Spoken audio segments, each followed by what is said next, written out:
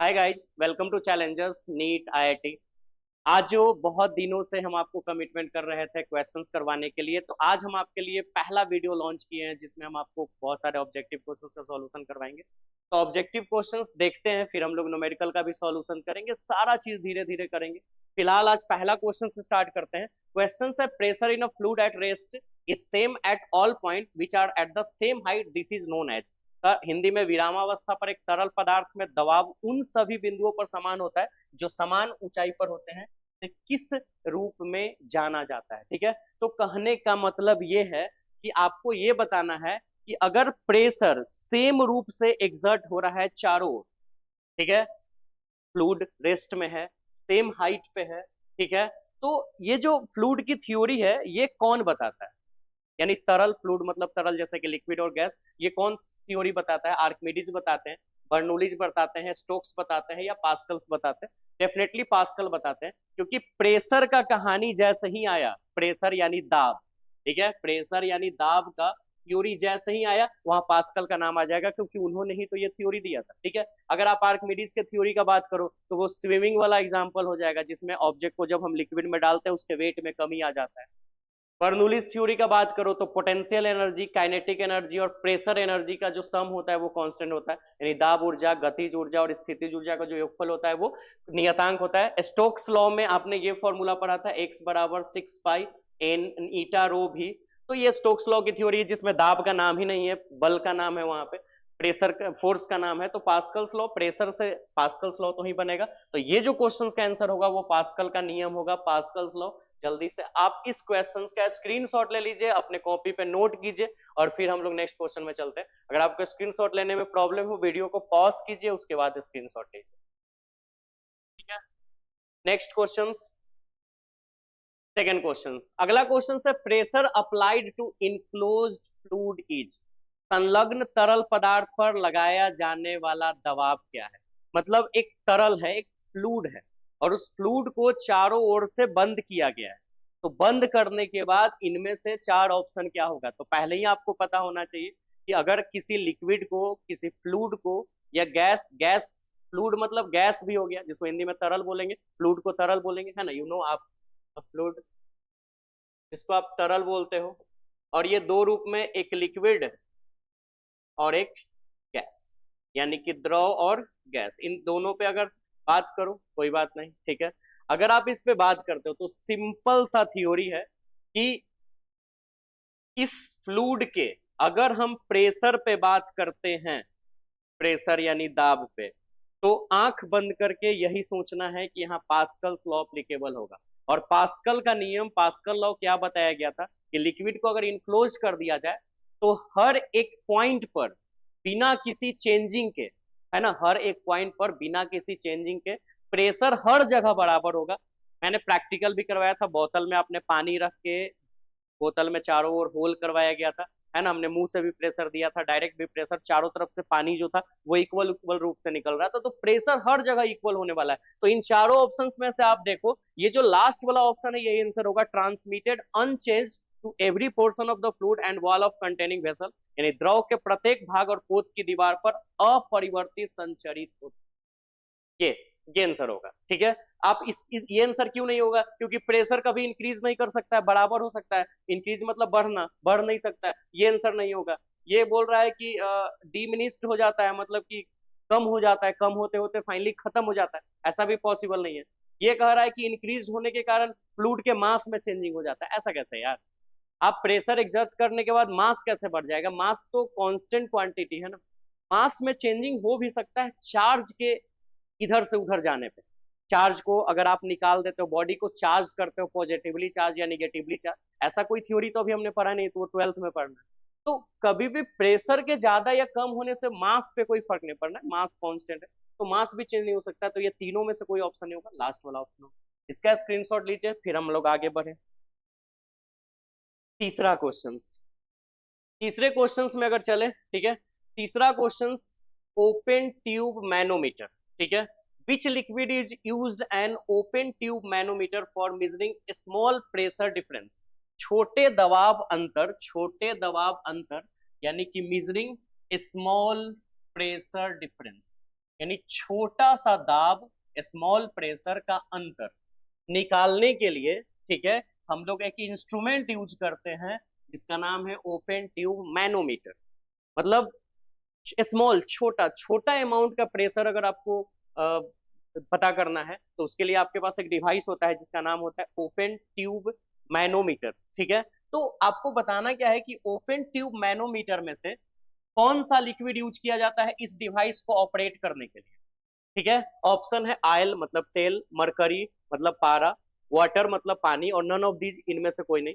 अब आप एक अंदाजा लगाओ कि इसमें क्या आंसर होता है। सब लोग लाइव चैट में कमेंट दो, आंसर ए होगा, बी होगा, सी होगा या डी होगा। हम 10 सेकंड का वेट करते हैं कि आपका ऑप्शन क्या है, उसके बाद फिर हम आपको आंसर बताते हैं। आपका टाइम स्टार्ट हो गया है, 5 सेकंड टाइम भी निकल गया। जल्दी से आप अपना आंसर दीजिए, ए बी सी डी में से कौन सा आंसर आपका होने वाला है।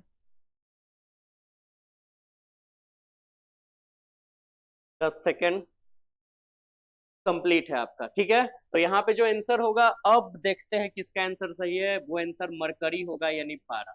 ठीक है, अब देख लेते हैं ओपन ट्यूब मैनोमीटर होता कैसा। ठीक है, फिर आगे बढ़ते हैं। 1 मिनट।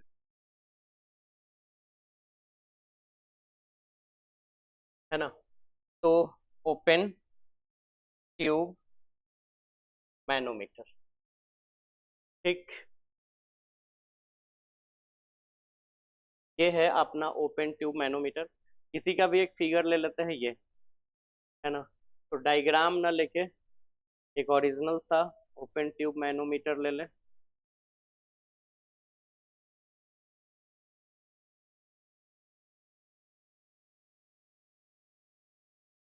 ओरिजिनल इमेज, तो आपको थोड़ा समझ में आ जाए। ठीक है, ये पूरा सा फिगर दिख रहा होगा। यूट्यूब मैनोमीटर बहुत सारा है, लेकिन कोई क्लियर सा पिक्चर जो आपको दिख सके। यूट्यूब है, ओपन ट्यूब मैनोमीटर, कहीं कोई वेबसाइट्स पे तो हम लोगों को मिल ही जाएगा। ठीक है, हम लोग इमेज में है क्या। 1 मिनट।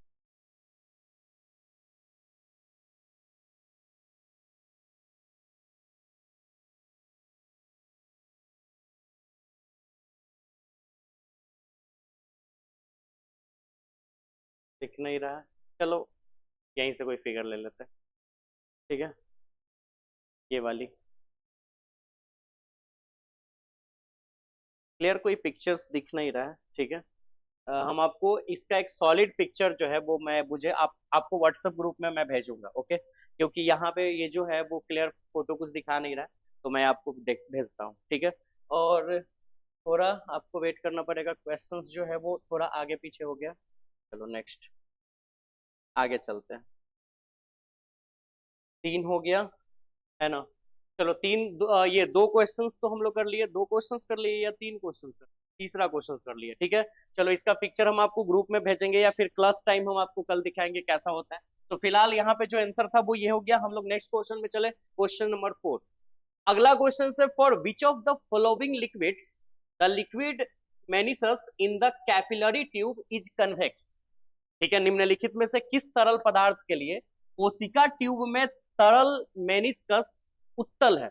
ऑप्शन है जल, पारा, दोनों और इनमें से कोई नहीं। ठीक है, यानी कहने का मतलब क्या है कि देखिए, सबसे पहले चलते हैं यहाँ पे लिक्विड कैपिलरी ट्यूब। आपको बताना है कि कैपिलरी ट्यूब के लिए ना कौन सा बेस्ट ऑप्शन है, हम किस लिक्विड का यूज कैपिलरी ट्यूब में करते हैं। और ऑप्शन है आपके पास, ठीक है, यहाँ पे देखिए ये लिखा गया है वाटरम। यानी कि आपके पास ऑप्शन है कि हम कैपिलरी ट्यूब में क्या क्या चीज ले सकते हैं। आपके पास ऑप्शन है water, mercury, both A and B, और नन ऑफ दीज। ठीक है, 4 आपके पास ऑप्शन है, water, mercury, both of, none of these. अब आप इसमें सोचिए। ठीक है, हालांकि क्लास टाइम अभी कैपिलरी ट्यूब हुआ नहीं है आज, ये कुछ ही दिन के बाद की टॉपिक है जो आपको क्लास टाइम में होगा। लेकिन आप फिर भी एक तुक्का मारिए कि इनमें से कौन सा ऑप्शन सही होगा। हम इसके लिए आप भी आपको 10 सेकंड का टाइम देते हैं, तो आप जल्दी से वो करके रखिए आंसर। ठीक है, कि क्या है वो आंसर।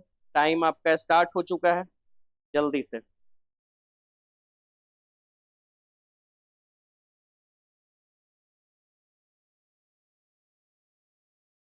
हो गया, चलिए टाइम ओवर। चलिए आगे चलते हैं। तो फिर आप देखिए, जो क्वेश्चंस का आंसर प्रीवियस वाले क्वेश्चंस में था मरकरी, है ना, इस वाले में सेम आंसर यहाँ भी होगा, मरकरी यानी पारा ही। यानी कैपिलरी ट्यूब हो या फिर हम लोगों को पढ़ना ओपन ट्यूब मैनोमीटर, इन दोनों में मुझे लिक्विड के रूप में मरकरी यूज करना है, बेस्ट ऑप्शन यही है। इसी का यूज करके हम इसको ऑपरेट कर सकते हैं। ठीक है, क्या होता है हम लोग पढ़ेंगे क्लास टाइम में। चलिए एक ऑब्जेक्टिव क्वेश्चंस का स्क्रीनशॉट ले लीजिए। तो ऑप्शन यहाँ पे लगा देते हैं, यहाँ पे बी नंबर। चलिए क्वेश्चन नंबर 5 में चले। अच्छा question, a liquid is allowed to flow into a tube of truncated, है ना, truncated cone shape. A liquid is allowed to flow into tube of truncated cone shape। ठीक है, identify the correct statement from the following. मतलब क्या कर रहा है ना कि लिक्विड जो है वो फ्लो करना, लिक्विड को फ्लो करने के लिए अलाउ दिया गया है कहाँ पे, तो एक ऐसे ट्यूब में, ठीक है, जो इस शेप में है, इस टाइप का है, ट्रंकेटेड कोन शेप। अब ट्रंकेटेड कोन शेप का मतलब यहाँ पे लिखा हुआ है कटे हुए शंकु का आकार, कटे हुए शंकु के आकार में, शंकु समझ रहे हो, कोन, तो कोन, कटे हुए कोन के आकार में एक ट्यूब जो है वो इस आकार का है, truncated cone shape. Truncated cone shape यानी कटे हुए शंकु के आकार के रूप में इसमें लिक्विड को फ्लो होना है। तो आपको बताना है, इसमें से ऑप्शन चूज कीजिए। चलिए हम आपको पहले ही बता दें। सबसे पहले तो अगर हम बात करें कोन का, ठीक है, जैसे हम ऐसे बना लेते हैं कोन, और मान लो इसमें एक कोन है, ऐसे तो कोन ऐसे बंद रहता है ना, तो लिक्विड फ्लो नहीं होगा, तो इसीलिए इसको कटे हुए कोन रखे हैं ऐसे, मतलब इस तरह का कटा हुआ कोन है तो इस तरह का बन जाएगा, अब इसमें लिक्विड फ्लो होगा। तो आपने पढ़ा था क्या, ठीक है, कि अगर एक इस तरह का ट्यूब ले लें, ठीक, इसमें लिक्विड का फ्लो करवाएं, सिंपल सा बात है, यहाँ की एरिया ज्यादा है और यहाँ की एरिया कम। तो अगर यहाँ का एरिया ज्यादा है, ठीक है, एरिया ज्यादा है तो प्रेशर जो है वो कम होगा, और प्रेशर कम होने का मतलब यहाँ की वेलोसिटी भी कम जाएगी। ठीक है, ज्यादा अमाउंट में पानी जाएगा कम वेलोसिटी के साथ, क्योंकि एरिया ज्यादा है। यहाँ की एरिया जो है वो कम है तो प्रेशर यहाँ का बढ़ेगा, क्योंकि प्रेशर एरिया का रेसिप्रोकल होता है, इनवर्सली प्रोपोर्शनल होता है, व्युत्क्रमानुपाती। एरिया कम है, प्रेशर ज्यादा है, तो पानी की वेलोसिटी भी ज्यादा होगा, क्योंकि प्रेशर ज्यादा है तो पानी जल्दी जल्दी बाहर आएगा। तो ये आप ध्यान रखना कि एरिया जहां पे कम है वहां पे प्रेशर जो है, ठीक है, वेलोसिटी ज्यादा है, प्रेशर भी ज्यादा है। अब ऑप्शन चूज करते हैं। पहला ऑप्शन है the speed is high at the wider. अब स्पीड या फिर वेलोसिटी भी, speed is high at the wider, it's not possible, यही गलत हो गया। जहां पे एरिया छोटा रहेगा ना, ठीक है, अभी आपने देखा जहां पे एरिया छोटा रहेगा वहां का प्रेशर ज्यादा होगा, और वहीं का वेलोसिटी हो या फिर स्पीड हो ज्यादा होगा। और इसने कह दिया कि जहां वाइडर एरिया है, सॉरी यहाँ पे जहां वाइडर एरिया है वहीं पे स्पीड हाई है, तो आगे पढ़ने की जरूरत नहीं है, ये ऑप्शन गलत हो गया। अच्छा दूसरा, the speed is low at wider, यानी लो एट वाइडर, स्पीड जो है वो वाइडर पे लो है, मतलब जहां चौड़ा है वहां स्पीड कम है, and high at the narrow and, narrow मतलब पतला, जहां पतला है वहां पे इसकी स्पीड हाई है। सिंपल सा बात है, जहां वाइडर है जहां वो स्पीड वहां पे ज्यादा होगा, और जहां पतला सा होगा, ठीक है, मतलब सीधा बात है, द स्पीड इज लो जहां वाइडर है, फिर से पढ़ते हैं, the speed is low at the wider, जहां वाइडर है वहां पे स्पीड कम होगा, क्योंकि ज्यादा चौड़ा है तो धीरे धीरे पानी फ्लो होगा, पतला हो जाएगा प्रेशर बढ़ जाएगा, है ना, तो वहां पे पानी ज्यादा फ्लो होगा, तो नैरो एंड में इसका हाई हो जा रहा है स्पीड, इसका मतलब ऑप्शन यही होगा। चलो सी और डी भी ऑप्शन पढ़ के देख लेते हैं। The speed is same at both ends, not possible, दोनों जगह पे स्पीड सेम कैसे हो सकता है, नहीं हो सकता, है ना। The liquid flow with uniform velocity, ये बोल रहा है कि हर जगह पे पानी जो है वो यूनिफॉर्म मतलब एक समान रूप से बहेगा, ये भी पॉसिबल नहीं, एक समान रूप से भी लिक्विड नहीं जा सकता है, क्योंकि उसकी चौड़ाई ज्यादा या कम, उसकी एरिया ज्यादा होने से स्पीड घटेगा, और अगर चौड़ाई उसकी घट रही है तो स्पीड बढ़ेगा, तो ऑप्शन बी होगा। तो यहाँ पे बी आंसर इस क्वेश्चन का भी आप ये ले लीजिए स्क्रीनशॉट। नेक्स्ट 6 नंबर हो गया। अब चलते हैं 6 नंबर में। अब ये क्वेश्चंस आपको बताना है, फिलहाल हम ये क्वेश्चंस पढ़ के बताते हैं। After terminal velocity is reached the acceleration of a body falling through a fluids is, यानी टर्मिनल वेग पहुंचने के बाद एक तरल पदार्थ के माध्यम से गिरने वाला शरीर का त्वरण क्या होता है। मतलब अगर कोई बॉडी की वेलोसिटी टर्मिनल हो जाती है, टर्मिनल वेलोसिटी पे पहुंच जाता है, टर्मिनल वेलोसिटी को हम लोग सीमांत वेग बोलेंगे। अगर कोई वस्तु सीमांत वेग पे पहुंच जाए तो उसका त्वरण क्या हो जाता है। हमने बताया था कि किसी ऑब्जेक्ट को अगर हम पानी में डालेंगे तो एक ऐसा ऑब्जेक्ट जो है वो पानी में डूबते जाएगा। मान लो समुद्र में जाए डाल दिए तो समुद्र में नीचे जा रहा है गहराई में, जाते जाते जाते एक ऐसा समय आएगा कि वो अपनी वेलोसिटी को फिक्स्ड कर लेगी, याद है। और उसी फिक्स्ड वेलोसिटी से अब वो ऑब्जेक्ट समुद्र के एकदम निचले स्तर तक जाएगा जहां तक उसकी अंतिम गहराई होगी, और उसी वेलोसिटी को हम लोग टर्मिनल वेलोसिटी, है ना, यानी सीमांत वेग बोले थे। तो बताओ कि अगर टर्मिनल वेलोसिटी हो गया, जहां से टर्मिनल वेलोसिटी आ गया, टर्मिनल वेलोसिटी जहां से आ गया, अब वहां से ऑब्जेक्ट उसी वेलोसिटी से लगातार, मान लो टर्मिनल वेलोसिटी 5 मीटर पर सेकेंड है, तो अब अंतिम तक 5 मीटर पर सेकेंड की वेलोसिटी रहेगी इसी। हाँ, हो सकता है यहां हमने ऑब्जेक्ट को डाला, यहां से यहां में वेलोसिटी में चेंजिंग आया, वेग में परिवर्तन आया, लेकिन जैसे ही यहां पे पहुंचे तो यहां के से यहां के बाद वेलोसिटी फिक्स हो गया, क्योंकि उसने टर्मिनल वेलोसिटी ले लिया, सीमांत वेग। तो सबको पता है कि अगर वेलोसिटी चेंज नहीं हो रहा है, इसका मतलब एक्सेलरेशन, एक्सेलरेशन जिसको हिंदी में त्वरण बोलते हैं, वो शून्य हो जाएगा, क्योंकि एक्सेलरेशन का मतलब क्या होता है, चेंज इन वेलोसिटी, वेग में परिवर्तन। तो जब टर्मिनल वेलोसिटी के बाद वेग में परिवर्तन होता ही नहीं है, वेलोसिटी में चेंजिंग होता ही नहीं है, तो एक्सेलरेशन ड्यू टू ग्रेविटी का चेंजिंग क्या होगा, जीरो, है ना। तो आंसर यहाँ पे जीरो हो जाएगा। फिलहाल आपको आंसर बोलने के लिए बोले थे लेकिन हम ही बता दिए, कोई बात नहीं, इसका स्क्रीनशॉट ले ले जल्दी से। नेक्स्ट, अब क्वेश्चन 7 में चलते हैं। For flow of a fluid to be turbulent, द्रव के प्रवाह का अशांत नहीं, ठीक है, यहाँ लैंग्वेज थोड़ा अलग है, विक्षुब्ध, ठीक है, एक मिनट, यहाँ पे विक्षुब्ध कर दीजिए। आपने स्तरीय प्रभाव पढ़ा था, है ना, एक रेखीय प्रवाह और विक्षुब्ध प्रवाह, वही का क्वेश्चन है। For flow of a fluid to be turbulent, द्रव के प्रवाह का विक्षुब्ध होना, इनमें से क्या बता रहा है, द्रव के प्रवाह का विक्षुब्ध होना, ठीक है। चलो ये देखो, for flow of a fluid to be turbulent, देखिए अगर कोई द्रव का प्रवाह टर्बुलेंट रूप में है, टर्बुलेंट फ्लो हो रहा है, टर्बुलेंट फ्लो मतलब विक्षुब्ध प्रवाह हो रहा है, तो किस कारण से हो रहा है। याद करो, एक रेखीय प्रवाह, एक रेखीय जिसको हम लोग लेमिनर, है ना, लेमिनर नहीं, stream line, stream line flow, जिसको हम लोग एक रेखीय प्रवाह बोले थे, है ना, धारा रेखीय प्रवाह भी बोल सकते हैं, ऐसे बोल सकते हैं धारा रेखीय प्रवाह।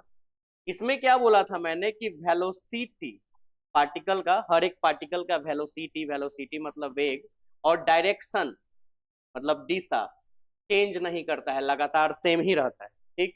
और इसी के बाद स्ट्रीम लाइन के बाद दूसरा था जिसका नाम था टर्बुलेंट फ्लो, जिसको हम लोग विक्षुब्ध प्रवाह के नाम से जाने थे, ठीक है।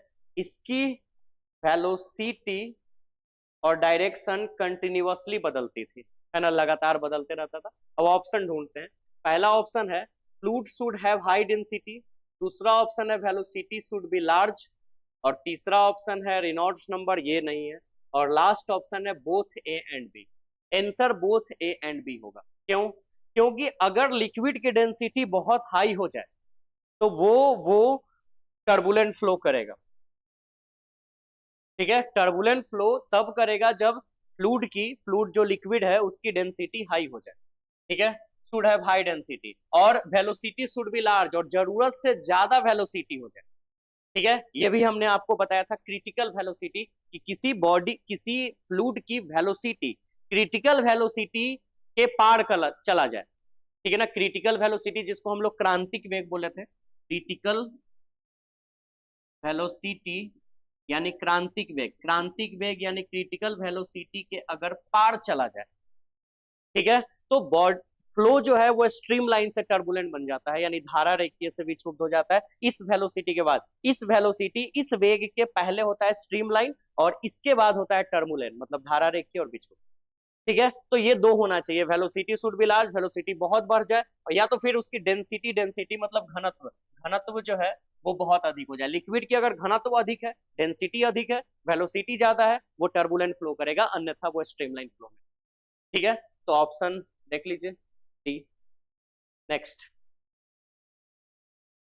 8 number, in a streamline laminar flow, streamline laminar flow भी जो है वो स्ट्रीमलाइन का ही एग्जांपल है।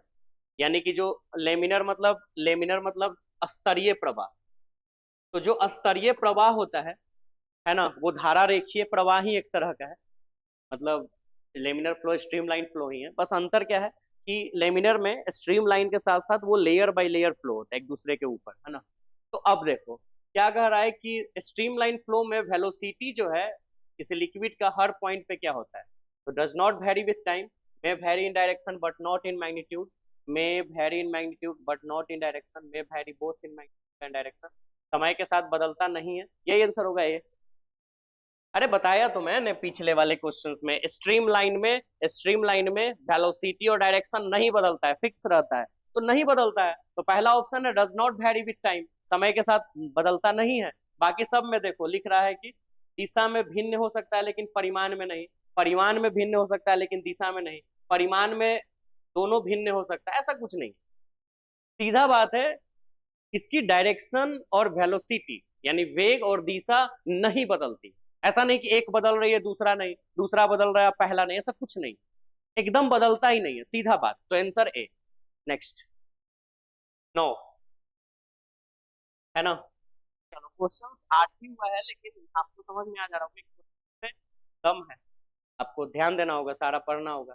अगला, smaller the area on which the force act greater in the impact this concept is known as, जिस क्षेत्र पर बल कार्य करता है वह जितना छोटा होता है प्रभाव उतना ही अधिक होता है। क्वेश्चंस क्या कह रहा है कि जितना फोर्स कम लगाए, ठीक है, जितना फोर्स कम लगाए प्रभाव उतना ही मजबूत हो, smaller than area on which the force act greater. Questions कह रहा है कि जितना हम फोर्स कम लगाए प्रभाव उतना ही ज्यादा हो, ठीक है। तो आपको बताना है कि इस कॉन्सेप्ट को क्या कहते हैं।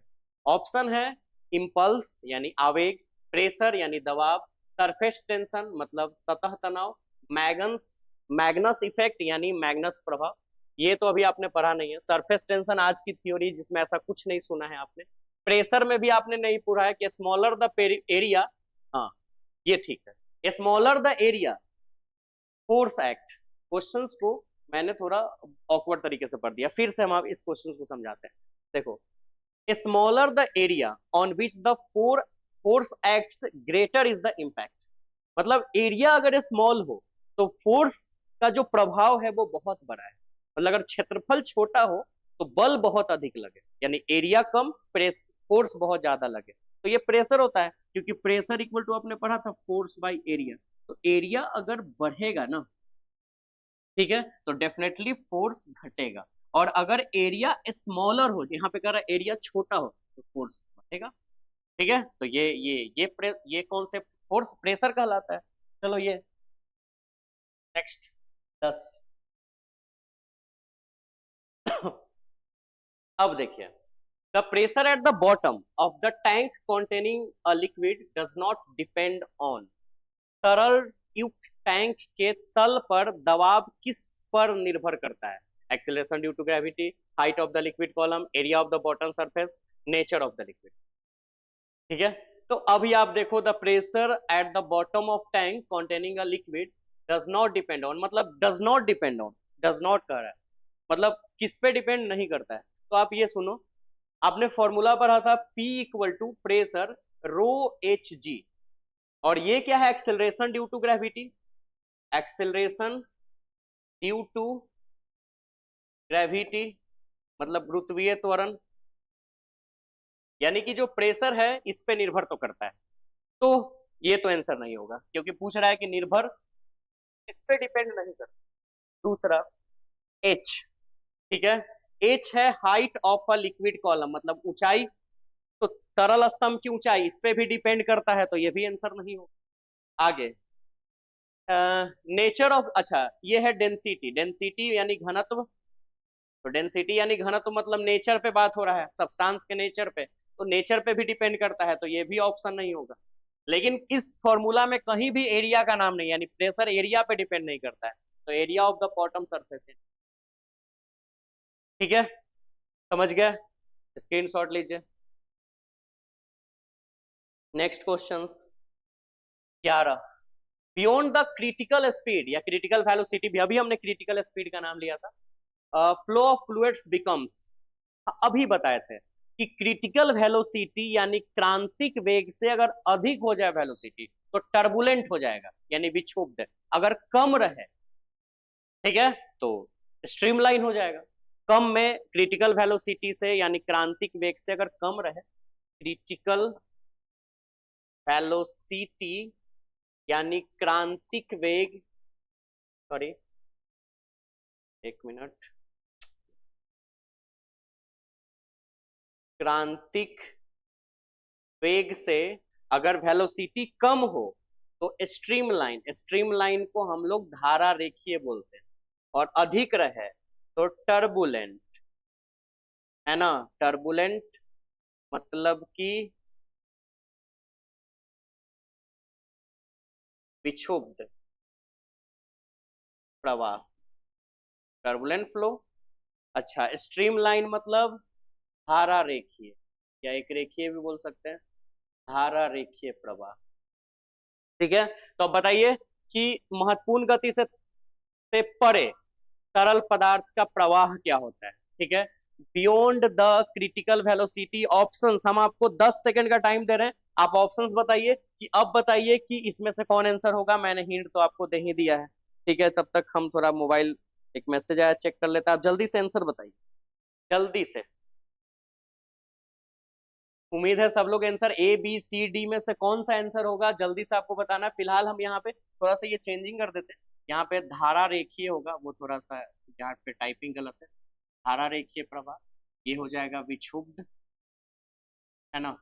तो अब आंसर बताइए, हिंदी मीडियम वाले बच्चे या इंग्लिश मीडियम वाले, जो भी है।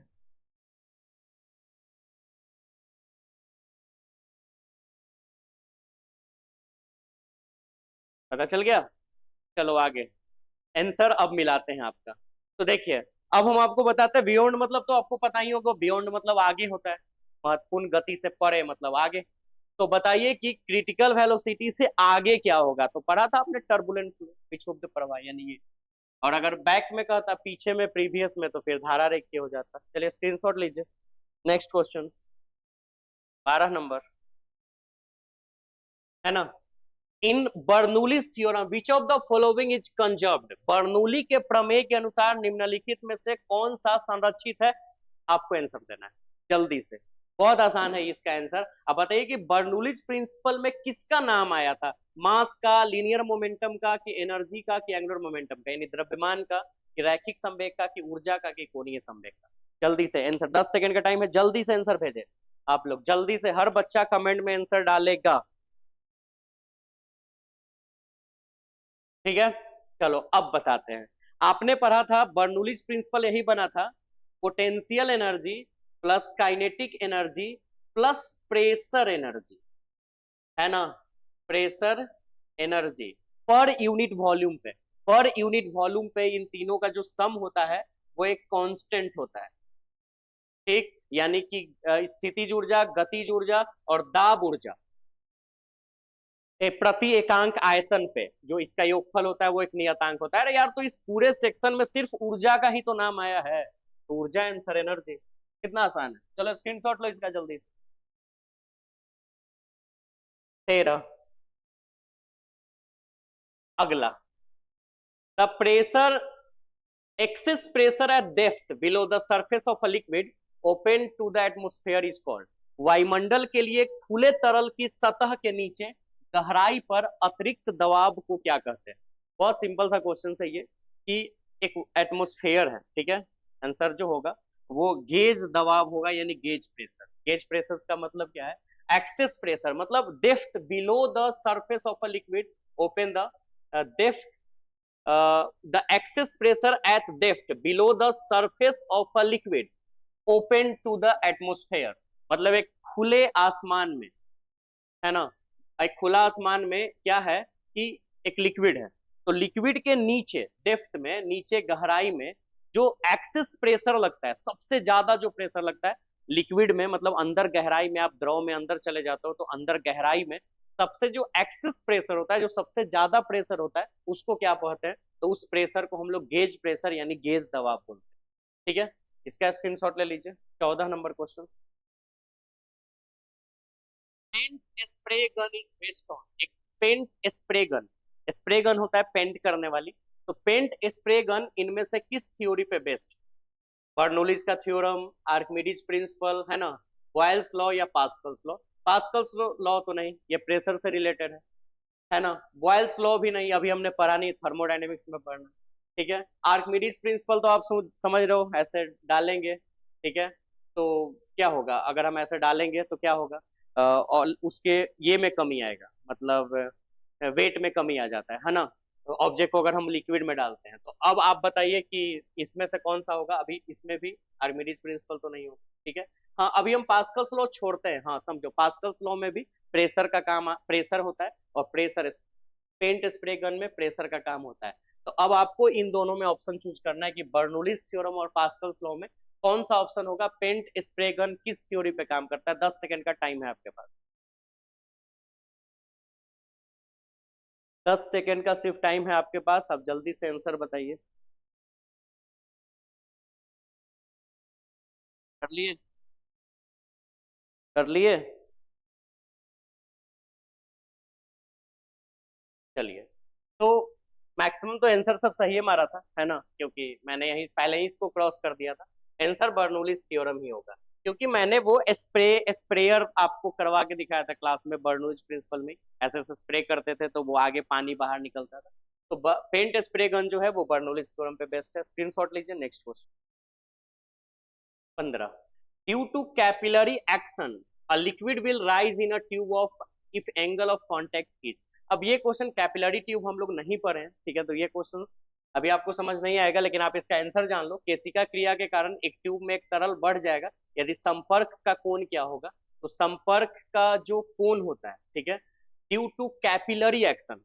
देखो इसको थोड़ा समझाना मुश्किल हो जाएगा, ठीक है ना। इस क्वेश्चन का आंसर थोड़ा आप याद ना करें, एक काम करते हैं, अभी इस क्वेश्चन को हाइड करते हैं, ठीक है। और चूंकि क्वेश्चंस हमको कैपिलरी ट्यूब समझाना होगा, जिसके बेस पे हम इसके एंगल को समझा पाएंगे, तो इसको रहने देते हैं, ठीक है। काफी क्वेश्चंस है, अभी ही जितना क्वेश्चंस हुआ है उसमें काफी टाइमिंग हो गया है, ठीक है, और हमने बोला था आपको क्लास में कि ज्यादा टाइमिंग का वीडियो नहीं, तो वीडियो को हम यहीं पे खत्म करते हैं। आज हमने 14 क्वेश्चंस टोटल किया है, तो 14 क्वेश्चंस तक ही हम लोग करते हैं, ठीक है। और बेहतरीन होगा धीरे धीरे ये क्लासेस, ठीक है। फर्स्ट मेरा भी है आज का वीडियो आपके लिए, और आप भी फर्स्ट टाइम है, तो धीरे धीरे एक्सपीरियंस और मिलते जाएगा, लेकिन अपना प्यार देते रहिए। आप वीडियो को लाइक कीजिए, वीडियो को शेयर कर दीजिए, स्टेटस में भी डाल दीजिए, दूसरे बच्चों के पास भी पहुंचाइए, किसी दूसरे ग्रुप में, फेसबुक पे, इंस्टाग्राम पे शेयर कीजिए। मेरी भी कॉन्फिडेंस लेवल हाई होगी और थोड़ा हम और बेहतर वीडियो बना पाएंगे। तो आप अपना प्यार बरसाते रहें और वीडियो जरूर वॉच करें, सारा नोट्स क्लियर करें, ठीक है। और अगर अभी का मेरा बात सुन रहे हैं तो डेफिनेटली आपने वीडियो वॉच किया है पूरा, ठीक है। तो thank you very much for watching this video. मिलते हैं नेक्स्ट वीडियो में इसी तरह से, इसी उमंग के साथ। अपना ख्याल रखें, फैमिली के साथ हंसते रहिए, मुस्कुराते रहिए। मिलते हैं नेक्स्ट बार, बाय बाय।